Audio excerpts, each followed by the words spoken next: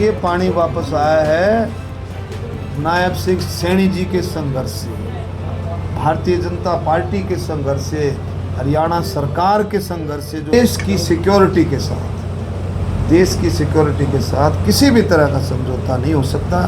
कोई भी कितना बड़े से बड़ा हो तो किसी को बख्शा नहीं जाएगा। सरकार लगातार लगी हुई है। रोहिंग्याज को भी जहाँ भी इतला मिलती है सरकार लगी है। कहीं से भी जो भी जासूस पकड़े गए हैं उन पर सख्त कार्रवाई। अपना अपना विचार है, लेकिन देश आप ये देखें विपक्ष के कहने से कुछ हो रहा है। देश, पूरा देश तिरंगामयी है, पूरा देश सड़कों पे बाहर आ रहा है सैनिकों के सम्मान में। पूरा देश देखना चाहिए, को सोचना भी चाहिए, देखना भी चाहिए कि देश क्या चाहता है, देश के अंदर क्या सोच है। क्या कुछ आप अपील करेंगे समाज से? देखिए, हरियाणा सरकार माननीय मनोहर लाल खट्टर जी ने एक शुरुआत की थी। सभी महापुरुषों की जयंतियां, जैसे डॉक्टर भीमराव अंबेडकर जी, गुरु रविदास जी, कबीर साहब, ज्योतिबाई फुले जी, अहिल्याबाई होलकर जी, ऐसे अलग अलग, महाराजा अग्रसेन की, भगवान परशुराम जी की महापुरुषों की जयंतियां हरियाणा सरकार स्टेट लेवल पर मनाती है। इसी के संदर्भ में 30 तारीख को परहावर गांव में माननीय मुख्यमंत्री नायब सैनी जी के नेतृत्व में मोहन बड़ौली जी अध्यक्षता करेंगे। सभी हमारे मंत्री, विधायक और भी सीनियर हमारे पार्टी के और समाज के सभी गणमान्य व्यक्तिगण उसमें हिस्सा लेंगे। केंद्र से भी कुछ लोग, कुछ नेता और दूसरे राज्यों के नेता भी उसमें शामिल होंगे। एक बहुत बड़ा प्रोग्राम ये हमने एक शुरुआत की है। उससे पहले वैसे होता रहा है कि सर्व जाति, सर्व समाज, सभी मिलकर के 36 बिरादरी मिलकर के महापुरुषों की जयंतियां मनाएं। एक अच्छा संदेश, एक प्यार प्रेम का, एक भाईचारे का संदेश, और भाईचारा और प्यार प्रेम ज्यादा बढ़े उसके लिए भी हम प्रयासरत हैं। और 30 तारीख का जो प्रोग्राम है, आप और हम सब जानते, गौड़ ब्राह्मण विद्या प्रचारिणी जो हरियाणा की बहुत पुरानी संस्था है।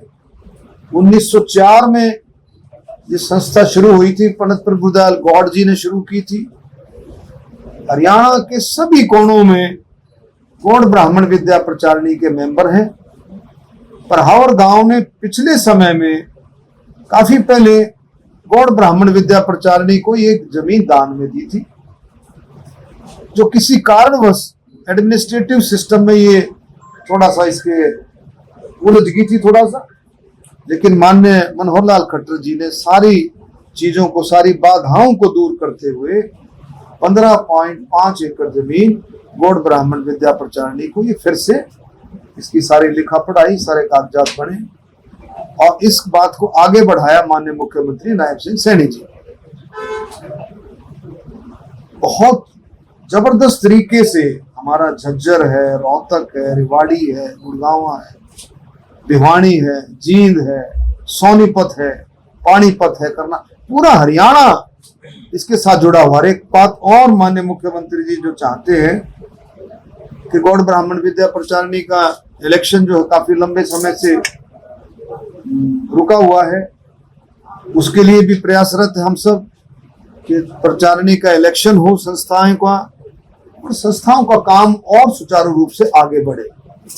उसके लिए हमने व्यवस्था की है कि इस प्रोग्राम के बाद जल्दी कोशिश करेंगे कि ओपन मेंबरशिप खुले और उसमें सब साथी शामिल हो। इस प्रोग्राम के बाद लोगों में और संस्था के बारे में जागरूकता आए, लोगों को समझने का मौका मिलेगा।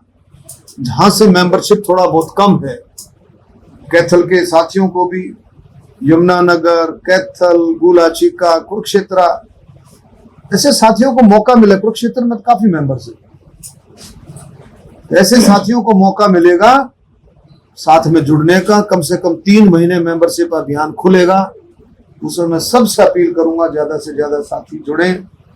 अभी लगभग 80,000 के करीब जो है मेंबरान हैं उसके लगभग। तो मैं ये कहूंगा कि हम सब मिलकर के इस प्रोग्राम में शामिल हों, सबको मैं अपील करता हूं।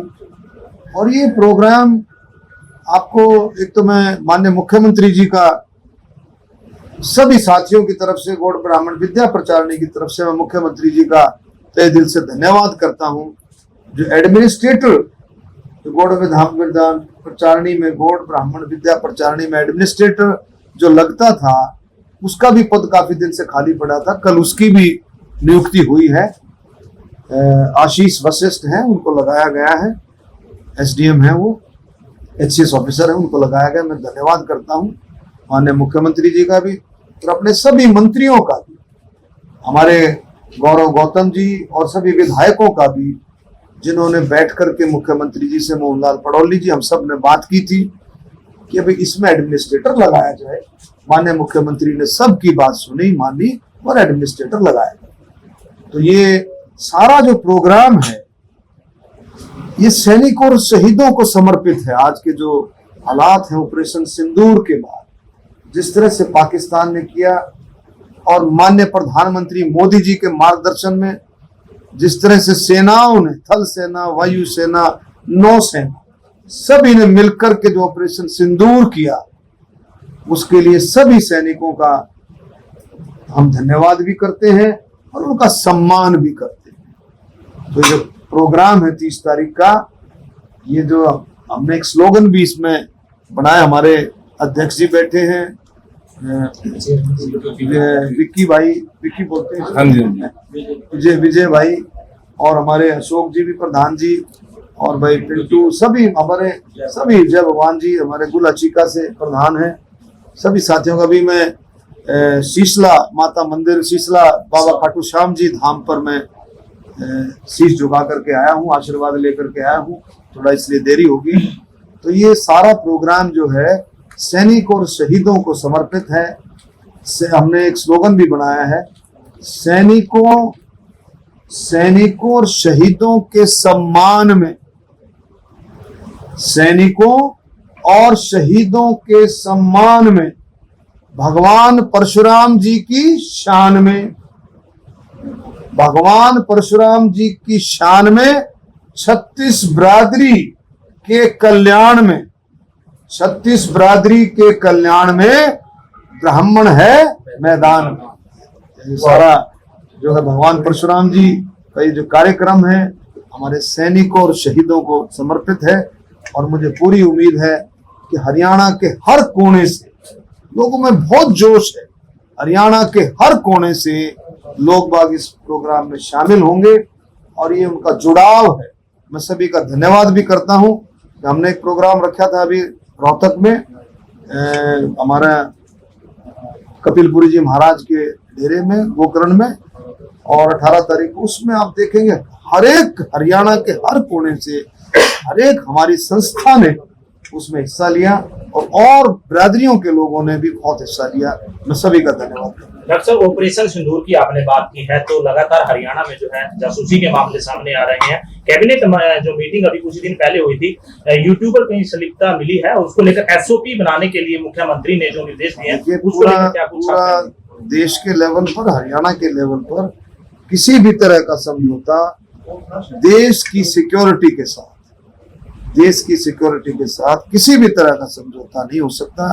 कोई भी कितना बड़े से बड़ा हो, तो किसी को बख्शा नहीं जाएगा। सरकार लगातार लगी हुई है। रोहिंग्यास को भी जहां भी इतला मिलती है सरकार लगी है। कहीं से भी जो भी जासूस पकड़े गए हैं उन पर सख्त कार्रवाई। एसओपी को लेकर डिस्कस हुई थी, जो कानून बनाया जाए कुछ ऐसा यूट्यूबरों को लेकर, नहीं ऐसा अभी डिस्कस नहीं। लेकिन ये है कि भाई देश के हित में, मैं कहता हूँ ऐसा समय अब आया हुआ था, ऐसा समय भी चल रहा है कि भाई देश के हित में हम काम करें सब मिल करके, कोई उस लाइन को ना छोड़े। कोई भी किसी भी तरह की बात आए, देश के हित की लाइन को ना छोड़े। देश के लिए समर्पण, देश के लिए भाव, 140 करोड़ की जनता का जो है वो होना चाहिए, और वो है हर जगह। अब आप देखें, देश तिरंगामयी हुआ है, हर जगह तिरंगा यात्राएं, हर जगह महिलाएं सिंदूर यात्राएं निकाल रही, हर जगह तिरंगा यात्रा। किसी को कोई न्योता नहीं दिया जाता, किसी को कोई बुलाया नहीं जाता। सिर्फ ये पता लगना चाहिए कि आज कैथल में, आज कुरुक्षेत्र में, आज गोहाना में, आज रोहतक में, आज सोनीपत में तिरंगा यात्रा का आयोजन है। लोग खुद में खुद घरों से निकल करके अपने अपने तिरंगे लेकर के लोग जो तिरंगा यात्राओं में, इतनी गर्मी में भी लोग जब शामिल हो रहे हैं। ये देश का भाव है, देश का प्यार है, देश की एकता है तिरंगा यात्रा में, जो तिरंगे में छुपी हुई। डॉक्टर साहब, लोगों का भाव था कि बार भी विपक्ष भी सब जो देश है एकजुट था कि अपने पीओके तो अपने अंडर में लेंगे सर, और एकदम से सीज फायर का। देखिए ऐसा है, बहुत सारी तो माननीय प्रधानमंत्री जी ने कई बार अपने प्रेस कॉन्फ्रेंसेस में भी कई दफा जवाब दे दिया है। हमारा को लड़ाई का मूड नहीं था, देश लड़ने के लिए नहीं गया हुआ था।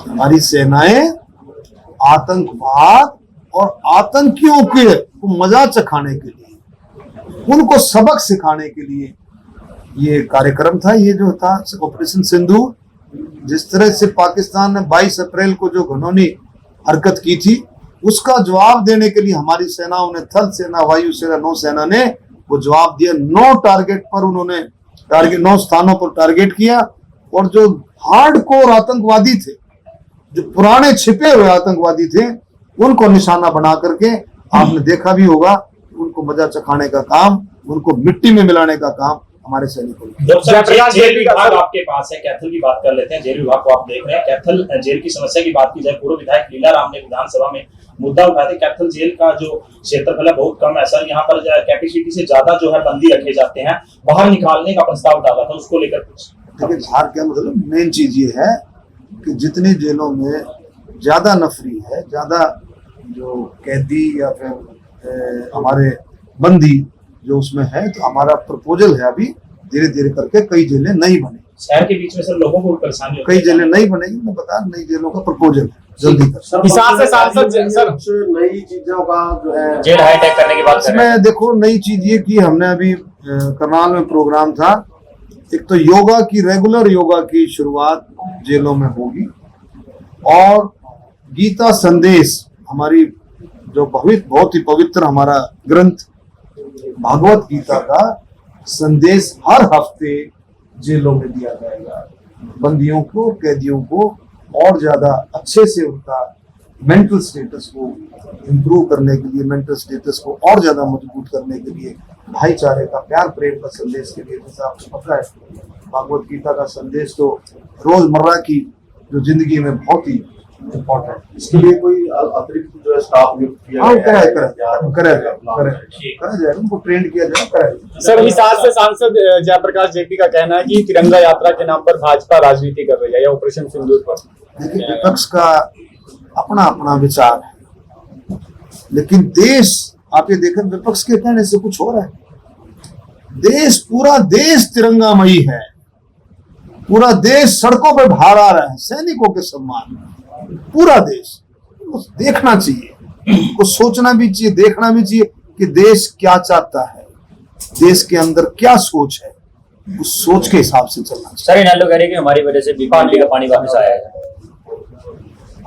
भाई ये पानी वापस आया है नायब सिंह सैनी जी के संघर्ष से, भारतीय जनता पार्टी के संघर्ष से, हरियाणा सरकार के संघर्ष से, जो कि नायब सिंह सैनी जी के नेतृत्व में है। मैंने बार बार कहा था, सैनी साहब भी कहते थे कि हरियाणा के हिस्से का एक बूंद भी, पानी का एक बूंद भी छोड़ेंगे, इसीलिए